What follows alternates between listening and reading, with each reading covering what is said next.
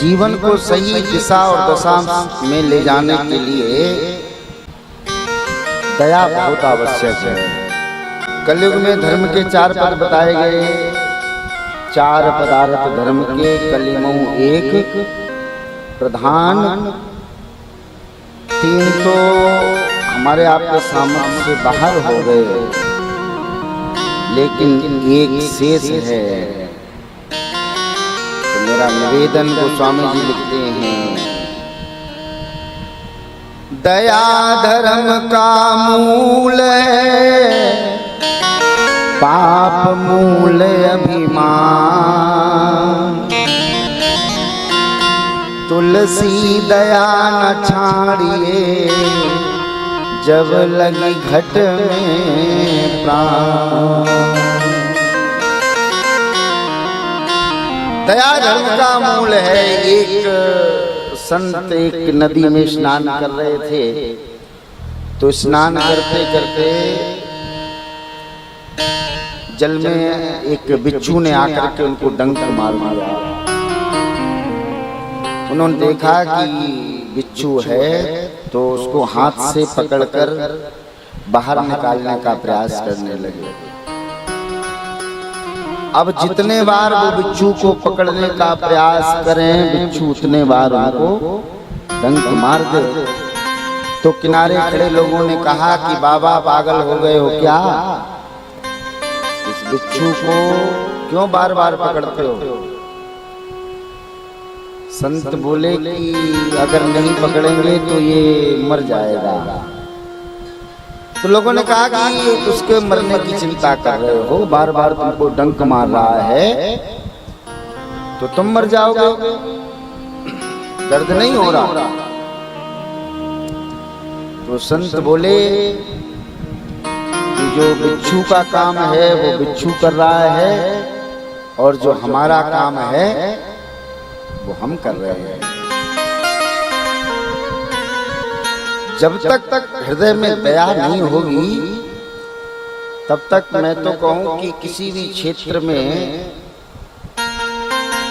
आगे बढ़ने में भी बहुत कठिनाई होगी, कोई क्षेत्र हो।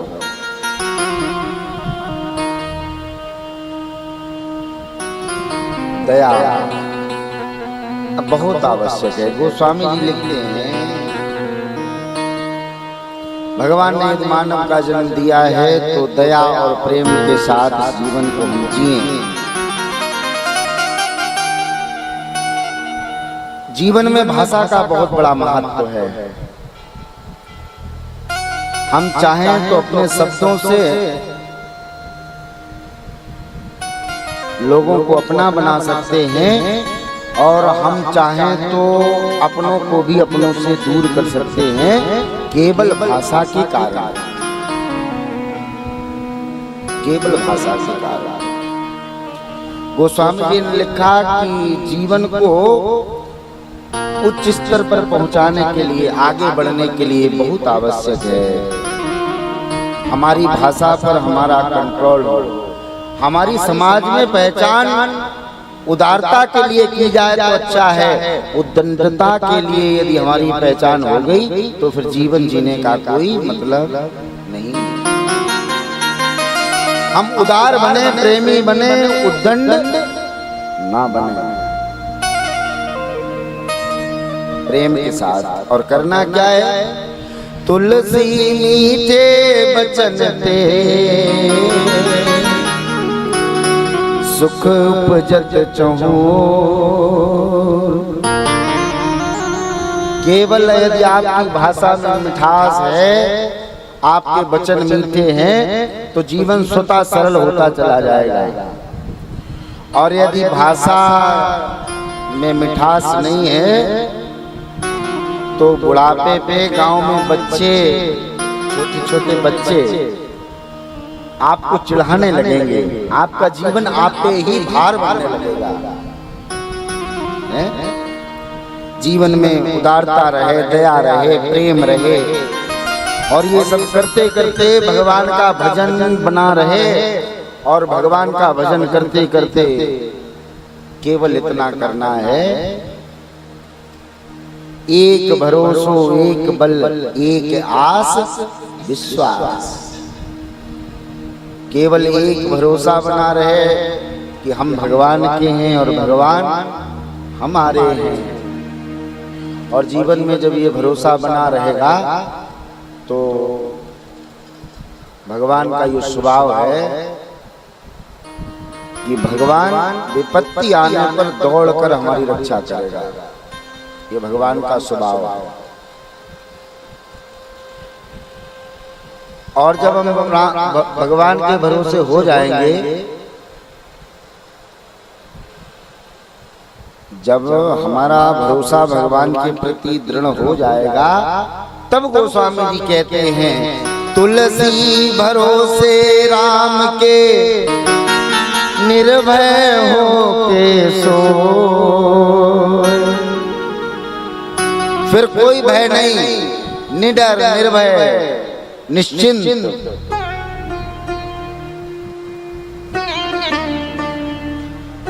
साधु संत जब वनों में तपस्या करते होंगे तो उनको शेर इत्यादि कभी नहीं खाते थे, उनको कोई भय भी नहीं रहता था, क्योंकि एक तो भगवान का भरोसा, दूसरा भाषा और स्वभाव से पशु पक्षी भी परिचित होते हैं।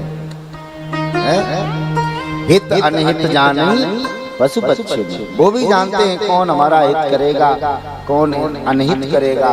इसलिए तुलसी भरोसे राम के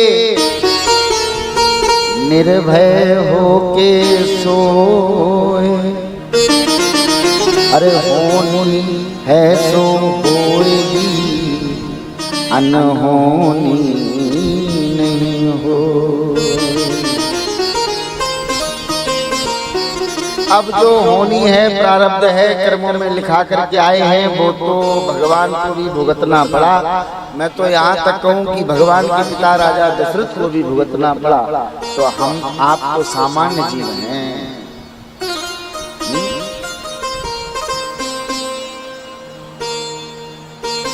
और आवश्यक नहीं है कि हम संसार में जिए तो हमको सब अनुकूल ही मिलता रहे, ऐसा भी आवश्यक नहीं है। हो सकता है पत्नी का स्वभाव सरल है, पति कठोर स्वभाव का मिल जाए, आवश्यक नहीं है। अरे मान लो पति भी सरल है, पत्नी भी सरल है, परिवार में सब अच्छा है, सब सरल है, और कोई पड़ोसी खूंसड़ मिल गया तो है? क्या करोगे? हो जाता है। तब गोस्वामी जी ने बताया तुलसी इस संसार में भांति भांति के लोग, सबसे हिल मिल बोलिए नदी नाव संयोग। सामंजस्य बनाने का जहां तक वो प्रयास करो।